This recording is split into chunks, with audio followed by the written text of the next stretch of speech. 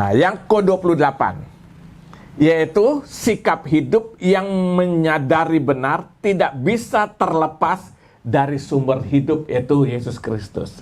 Artinya orang yang beriman, dia menyadari benar, dia sadar sesungguh-sungguhnya bahwa dia tidak bisa terlepas dari sumber hidupnya, yaitu Yesus Kristus.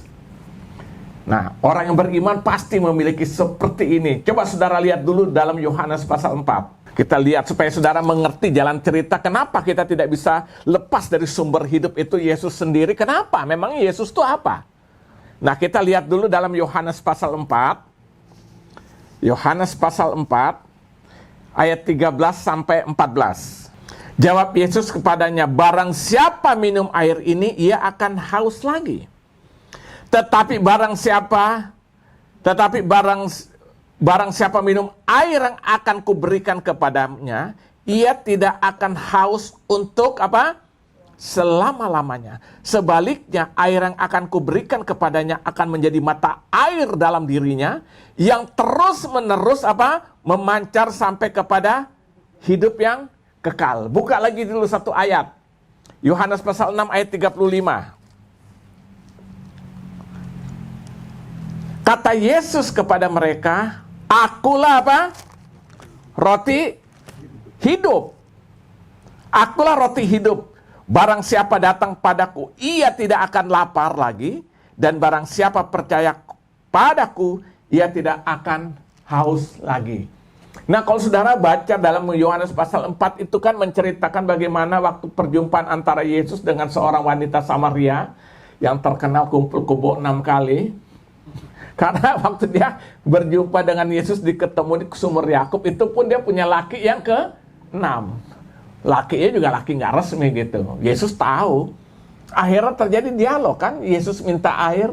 Dia bilang, masa engkau minta air dari orang Samaria? Masa engkau orang Yahudi minta air dari orang Samaria? Kenapa? Karena dia menyadari dia tuh sebenarnya tidak layak dalam berhubungan dengan orang Yahudi. Kenapa? Karena orang Samaria itu merupakan hasil keturunan kawin campur antara orang Yahudi atau orang Israel dengan suku-suku di luar orang-orang Israel itu. Nah, punya anak keturunannya itu disebut Samaria. Jadi waktu dia berjumpa dengan Yesus, terjadilah Yesus minta air dari dia karena Yesus tidak bayar timba kan. Akhirnya dia bilang, masa kau minta dari aku? Singkat cerita, akhirnya terjadilah dialog antara wanita berdosa ini dengan Yesus. Sampai satu saat akhirnya Yesus bilang sama dia, kalau engkau minum air ini, engkau akan haus lagi. Tapi kalau engkau minum air yang aku berikan, engkau tidak haus lagi untuk selama-lamanya. Bahkan dari dirimu akan terpancar air-air kehidupan. Lihat, saudara lihat. Di konteks ini, Yesus menggambarkan dirinya itu adalah apa? Air hidup. Dengan kata lain dia bilang, makanya lu punya suami sampai 6 tuh gak jelas karena apa? Lu gak pernah puas. Kenapa? Karena sebenarnya yang dibutuhkan wanita ini perkara kebutuhan rohaninya. Manusia batinnya. Tapi dia ingin memuaskan dengan cara-cara hidupnya dia secara daging. Makanya gak pernah rasa puas kan? Nah, kepuasan seseorang secara batin itu harus diberi makan dari makanan secara batin juga.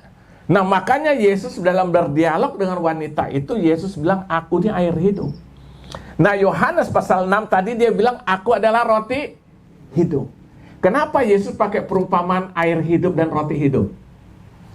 Kenapa? Karena kebutuhan mutlak manusia itulah minum dan makan. Kita bisa nggak pakai baju kok.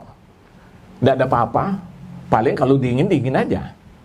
Tapi nggak mati. Saudara bisa nggak punya rumah, nggak apa-apa. Tidur di gelandangan juga nggak ada yang mati. Ya kan? Kita lihat banyak orang nggak punya rumah, tidur di gerobakan itu loh. Ya kan? Satu keluarga lagi. Hidup aja setiap hari. Tapi orang tidak bisa tidak tanpa minum dan makan. Tunggu waktu pasti mati. Apalagi air. Langsung mengalami dehidrasi kan. Akhirnya dia akan mati karena dehidrasi. Artinya apa? Dia tidak akan mati biar nggak punya rumah. Tapi orang tidak bisa hidup tanpa air dan makan. Nah, Yesus makanya menggambarkan dirinya apa? Dia itulah air hidup dan roti hidup.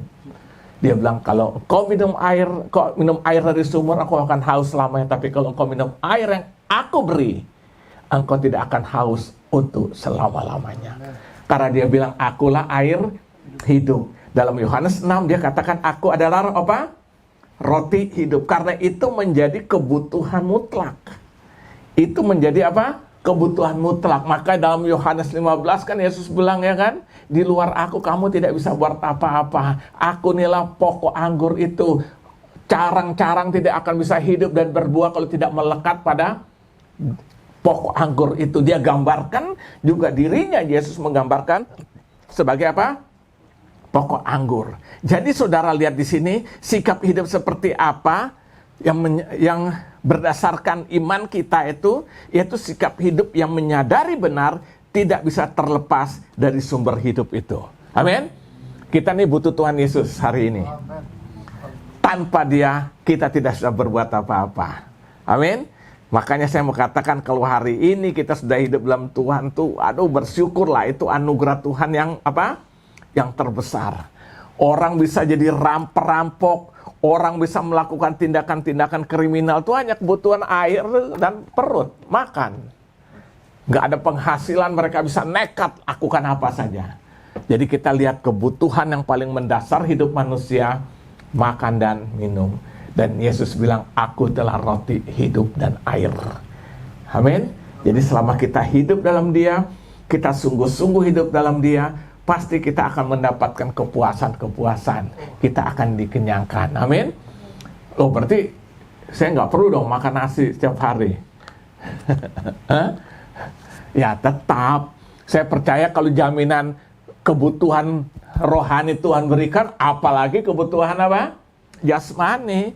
Makanya saya selalu bilang cari dulu kerajaan Allah. Kan Yesus bilang cari dulu kerajaan Allah sebenarnya dan kebenaran semua akan ditambahkan. Nah seringkali kan orang Kristen balik itu. Makanya datang ke gereja supaya apa? Gua diberkati nih. Perusahaan gua 1 supaya jadi 2. 2 jadi 3 ya kan? Iming-imingnya segala macam, semuanya kaitannya dengan daging nih loh. Padahal Yesus bilang apa? Kebutuhan rohani itu yang paling penting, manusia batin itu loh. Maka dia bilang, aku air hidup dan aku apa? Roti hidup. Dia sedang berbicara tentang kebutuhan mendasar itu loh. Dia gambarkan itu. Artinya apa? Kita butuh Yesus itu dalam seluruh kehidupan kita setiap hari. Amin. Saya percaya kalau kita menyadari, maka sikap beriman kita kepada Tuhan, kepada Yesus itu menjadi cara yang benar gitu loh. Selama ini kan orang ke gereja kan hanya berkaitan dengan lahiriah kok. Jujur. Kenapa lu gereja? Ya supaya gue diberkati. Berkatnya selalu bersifat lahiriah. Makanya saya bilang kan di gereja ini kita mengajar tentang hal keseimbangan gitu loh. Tapi saya lebih tekankan perkara rohani dulu. Karena kalau itu kita dapat, yang lain menyusul. Amin. Jangan dibalik-balik. Memang kayak gini orang tidak semua suka datang ke gereja. Gak apa-apa. Yang datang berarti siap diberkati Tuhan. Itu aja ya kan. Saya bilang kan paling gampang kalau mau bikin banyak supaya gereja cepat sekali umpama penuh. Gampang banget. Kita cari aja orang-orang yang punya kesaksian spektakuler. Habis bunuh 10 orang. Bertobat datang. Umumin. Ini ibadah pasti penuh. Pengen dengar gimana dia waktu bunuh 10 orang. Ya kan? Tapi kita enggak, yang penting kita jumpa Yesus paling penting. Amin. Menjadi segala-galanya. Maka saya berkali-kali bilang, lewat COVID-19 nih, semua sepengetahuan Tuhan. Dan semua seizin Tuhan. Dan semua dibalik ada rencana Tuhan. Tuhan sedang memproses kita kok secara supaya iman kita semakin sungguh-sungguh mengiring Tuhan. Motivasi kita dibenarkan, diluruskan di hadapan Tuhan. Amin. Sekarang siapa bisa berdaya dalam keadaan seperti ini? Nggak bisa berapa. Nah disinilah kita dibentuk supaya iman kita semakin bertumbuh menjadi dewasa dalam Tuhan. Amin. Nah jadi yang ke-20 berapa tadi? 28. Sikap hidup bagaimana yang harus kita nyatakan melalui sikap iman kita, yaitu sikap hidupnya menyadari benar tidak bisa terlepas dari sumber hidup itu. Karena Yesus itulah air hidup dan Yesus telah roti kehidupan. Amin. Selama kita hidup dalam Dia, maka kita selalu mendapat apa? Kepuasan. Nah sekarang yang ke-29 saudara. Yang ke-29 sekarang kita akan lihat sikap hidup bagaimana yang harus kita nyatakan, kita lakukan sebagai orang beriman. Sikap hidup seperti apa sih yang kita harus lakukan berdasarkan iman kita.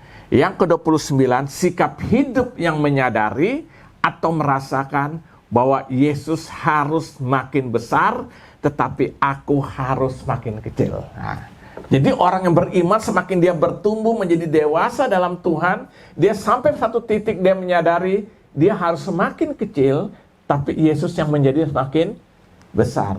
Coba saudara buka dalam Yohanes pasal 3, ayat 25 sampai 30 saya baca ya. Maka timbullah perselisihan di antara murid-murid Yohanes dengan seorang Yahudi tentang penyucian. Lalu mereka datang kepada Yohanes dan berkata kepadanya, Rabi, orang yang bersama dengan engkau di seberang sungai Yordan yang tentang dia engkau telah memberikan kesaksian, dia membaptis juga dan semua orang pergi kepadanya. Karena selama ini yang membaptis itu Yohanes, makanya namanya Yohanes Pembaptis. Ayat 27, jawab Yohanes, tidak ada seorang pun yang dapat mengambil sesuatu bagi dirinya kalau tidak dikaruniakan kepadanya dari sorga. Ayat 28, kamu sendiri dapat memberi kesaksian bahwa aku telah berkata, aku bukan Mesias, tapi aku diutus apa? Mendahuluinya. Mendahului siapa nih? Mendahului Yesus. Yang empunya mempelai perempuan ialah mempelai laki-laki, tapi sahabat mempelai laki-laki yang berdiri dekat dia dan yang mendengarkannya sangat bersuka cita mendengar suara mempelai laki-laki itu. Itulah sukacitaku, dan sekarang sukacitaku itu penuh. Ayat 37, perhatikan ini. Ia harus makin besar, tetapi aku harus makin kecil. Saudara lihat di sini ya, bagaimana Yohanes Pembaptis itu kan. Kalau saudara baca, coba kita bandingkan dulu ya dengan Markus pasal yang pertama.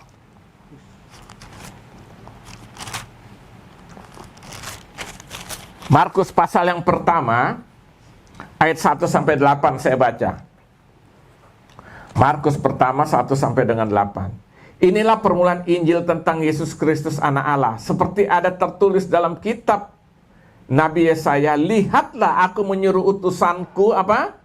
Ini kata Tuhan ya, lihatlah aku menyuruh utusanku mendahului engkau. Siapa engkau itu? Yesus. Ia akan mempersiapkan jalan bagimu.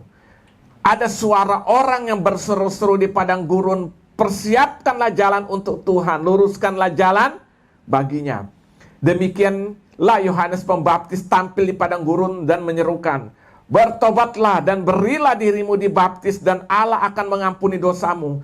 Lalu datanglah kepadanya orang-orang dari seluruh daerah Yudea dan semuanya dan semua penduduk Yerusalem, dan sambil mengaku dosanya mereka dibaptis di sungai Yordan. Yohanes memakai jubah bulu unta dan ikat pinggang kulit dan makanannya belalang madu hutan. Ini yang diberitakannya, sesudah aku akan datang. Lihat, kata siapa ini? Kata Yohanes Pembaptis, sesudah aku akan datang ia yang lebih berkuasa daripadaku, membungkuk dan membuka tali kasutnya pun aku tidak layak. Aku membaptis kamu dengan air, tapi ia akan membaptis kamu dengan Roh Kudus. Jadi kalau kita lihat latar belakang Yohanes Pembaptis ini sebenarnya dahsyat. Dia itu diutus Tuhan untuk menyampaikan berita tentang kelahiran Yesus, tentang akan datangnya Yesus ke dunia. Itu disampaikan oleh Yohanes Pembaptis. Bertobatlah, bertobatlah, luruskanlah jalan bagi dia. Jadi dia tuh pembuka jalan. Baru Yesus lahir berikutnya.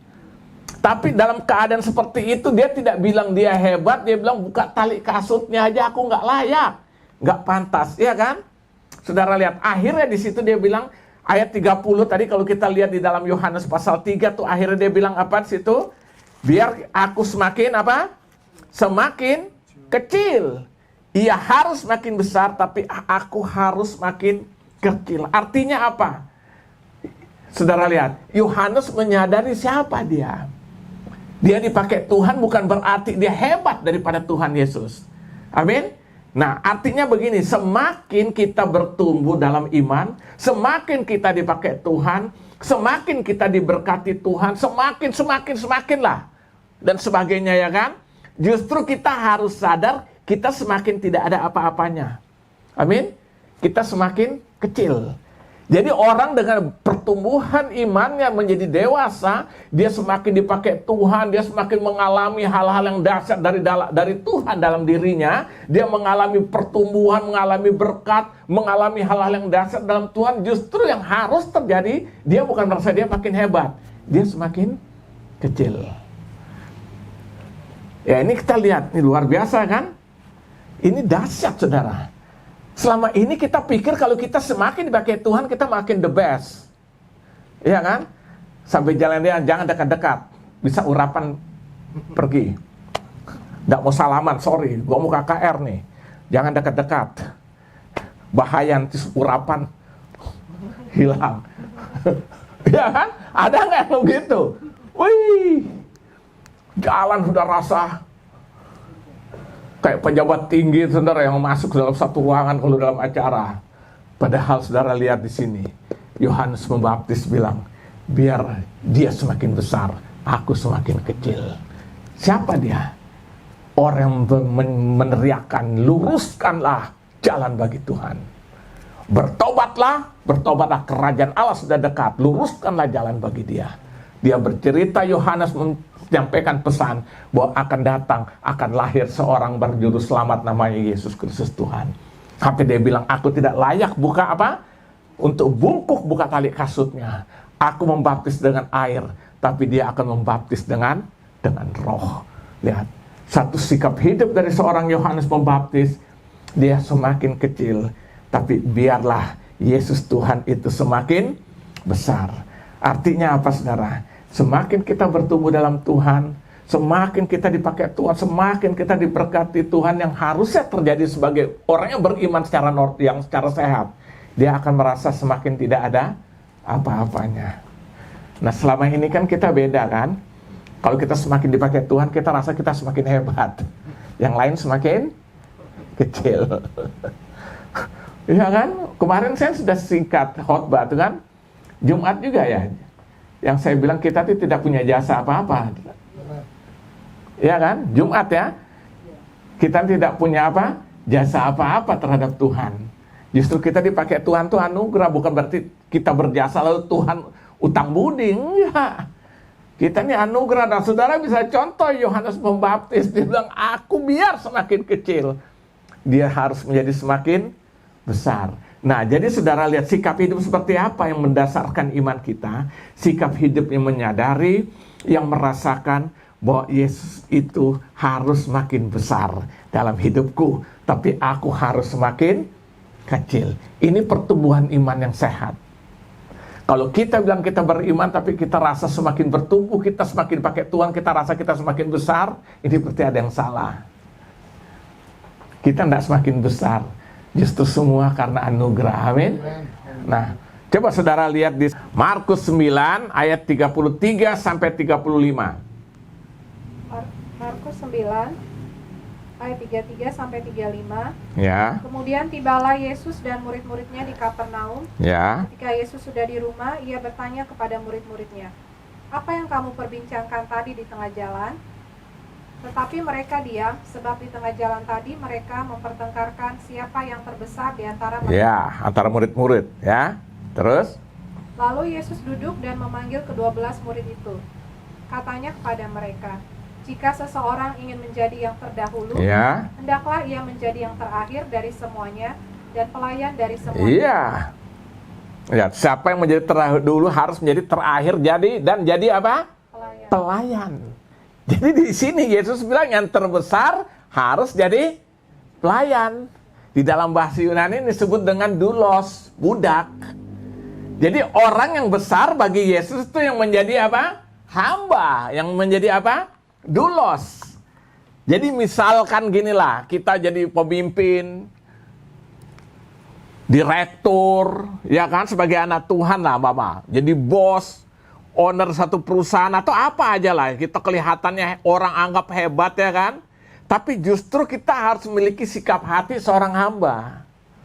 Ini yang benar. Makanya di sini kan Yesus bilang siapa? Ayat 35 kan? Lalu Yesus duduk sambil manggil 12 murid dan katanya kepada mereka, jika seorang ingin menjadi yang terdahulu, hendaklah menjadi terakhir dari semuanya dan pelayan dari semuanya. Menjadi doulos, menjadi hamba. Jadi seorang pemimpin yang benar dalam konteks Alkitab, dia semakin besar, justru dia menjadi pelayan, bukan menjadi bos. Makanya Yohanes bilang, dia harus semakin besar, aku semakin kecil. Inilah sikap hidup orang beriman yang sesungguhnya. Semakin kita diberkati, semakin kita dipakai Tuhan, semakin kita mengalami hal-hal yang dahsyat, kita tahu semua anugerah Tuhan, justru kita semakin, yang normalnya, kita semakin rasa gak ada apa-apa di hadapan Tuhan. Amin. Jadi saya coba simpulkan firman Tuhan hari ini. Ada dua hal nih. Jadi yang ke-28 tadi apa saudara? Sikap hidup seperti apa? Berdasarkan iman. Sikap hidupnya menyadari benar, yang menyadari benar-benar tidak bisa terlepas dari sumber kehidupan itu. Siapa itu? Yesus. Jadi kita semakin menyadari, kita sebagai orang beriman, kita menyadari tanpa Yesus kita tidak bisa berbuat apa-apa. Amin. Yang ke-29, sikap hidupnya menyadari dan merasakan benar bahwa Yesus harus semakin besar, aku semakin berkurang-kurang. Jadi kalau kita diberkati Tuhan, kita dipakai Tuhan, biar semakin rasa kita nih gak ada apa-apanya. Amin. Dan semua karena anugerah, apa mau dibanggain, ya kan? Justru dengan apa yang Tuhan beri, kita pakai itu semua untuk melayani Tuhan. Amin. Supaya aku semakin berkurang-kurang, dia semakin bertambah-tambah. Haleluya, haleluya.